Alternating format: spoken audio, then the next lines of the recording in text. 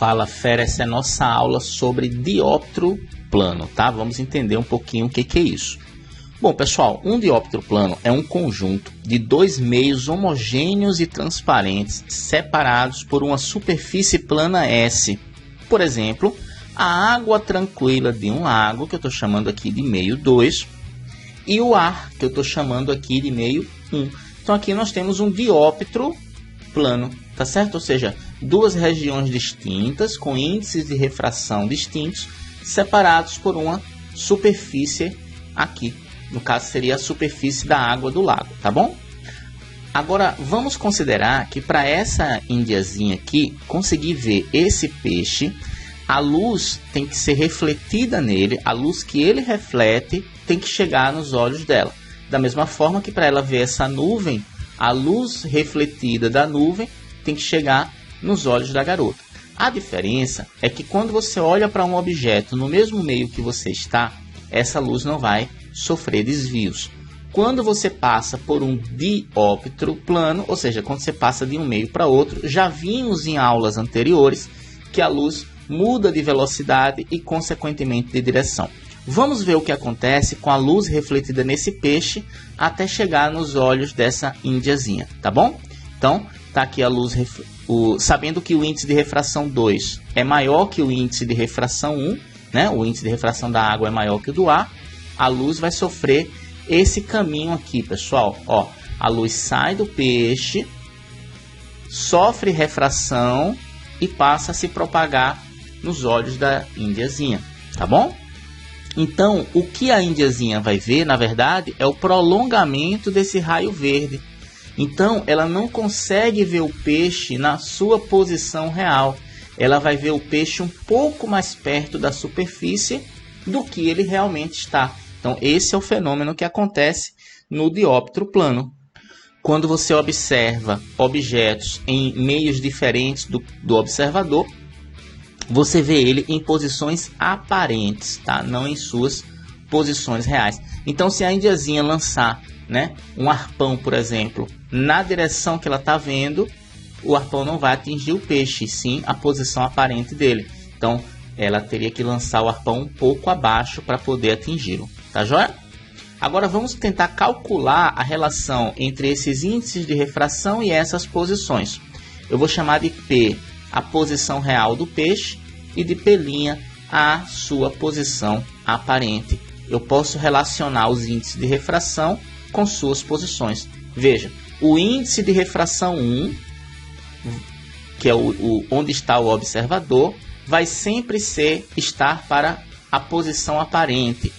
E o índice de refração onde está o objeto, que no nosso caso é o 2, vai estar sempre relacionada com a posição real do objeto. Então, índice de refração de onde está o observador dividido pelo índice de refração de onde está o objeto é igual a posição aparente dividido pela posição real. Sempre coloque a posição real na mesma posição do índice de refração de onde está o objeto real, tá certo? No caso P e o N2, que é onde está o nosso objeto real. Por que eu estou falando isso? Porque nós podemos inverter essa posição. O observador pode estar agora no meio de índice de refração maior e o objeto no meio de índice de refração menor. Anteriormente, quando o objeto está no meio mais refringente, nós vemos ele mais perto da superfície. Quando o objeto está no meio menos refringente, nós vamos ver ele numa posição aparente mais afastada. Veja, a luz desse pássaro, para essa mergulhadora ver esse pássaro, a luz do pássaro, refletida no pássaro, tem que chegar até os olhos dela. Veja, a luz que o pássaro reflete tem que chegar até os olhos dela. Como ele sofre mudança na sua direção, se nós seguirmos o prolongamento do raio de luz verde, que é o que chega no olho da mergulhadora, esse prolongamento vai para cima, tá joia? Então, quando o observador está no meio mais refringente, ele vai ver o objeto mais afastado, tá joia? Nós também podemos relacionar a posição real do objeto com a posição aparente dele e seus índices de refração. Note que o índice de refração 1 é onde está o objeto, então eu vou botar P. E o índice de refração 2 é onde está o observador. Então eu vou botar P', tá joia? Então N1 sobre N2 é igual a P sobre P'. Então o que fica é observador e objeto em locais de índice de refração diferente. O observador nunca vai ver o objeto, e sim uma posição aparente, uma imagem dele, tá certo? Algumas aplicações disso são essas imagens muito comuns. Quando você digita refração, você sempre vai ver imagens parecidas com essa, tá? Com canudo, com lápis, com outros objetos. Nota que o lápis aparenta estar quebrado, né? Essa aparência, o que eu estou vendo aqui dentro da água não é a imagem do lápis, e sim uma imagem aparente dele, tá? Porque ele sofre esse desvio do raio faz com que eu veja uma posição aparente do lápis e não a posição real, por isso que ele parece estar quebrado. Outra imagem muito famosa, né, é a imagem desse cidadão aqui, tá certo? Parece que ele está segurando a própria cabeça aqui, né? Mas na verdade esse é o objeto real, certo? O corpo dele está aqui, logo abaixo. Só que o que nós estamos vendo aqui, depois de passar pela refração do líquido, pela refração do vidro, é uma posição aparente, é uma imagem, tá?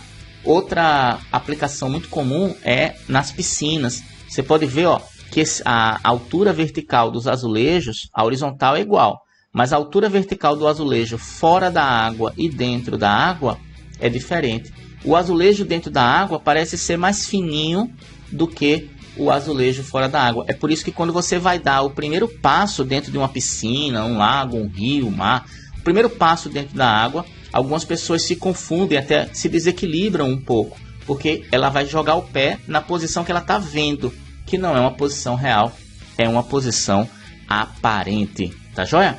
Agora que a gente fez algumas aplicações de cotidiano, vamos fazer um problema matemático envolvendo essa situação aqui, né? Na figura abaixo, admita o olho de uma pessoa a 48 centímetros da superfície da água, de índice de refração 4/3. Então tá aqui a pessoa, os olhos da pessoa 48 centímetros. E um peixe localizado a 16 centímetros, tá? Da mesma superfície. Considere raios pouco inclinados em relação à vertical e determine. Veja, eu quero primeiro a posição que a pessoa vê o peixe. Então, sabendo que a pessoa está numa posição de 48 centímetros, né, o olho dela, e o índice de refração da água é 4/3. O peixe está localizado numa posição de 16 centímetros. Não está no texto, mas eu vou considerar que o índice de refração do ar é 1. É bom você ter isso memorizado, tá? Nem todo problema traz. E eu quero a posição que a pessoa vê o peixe. Como eu quero a posição que a pessoa vê o peixe, ó, então o objeto é o peixe e o observador é a pessoa. Então o índice do ar, que é onde está a pessoa, vai ser relacionado com a posição da imagem.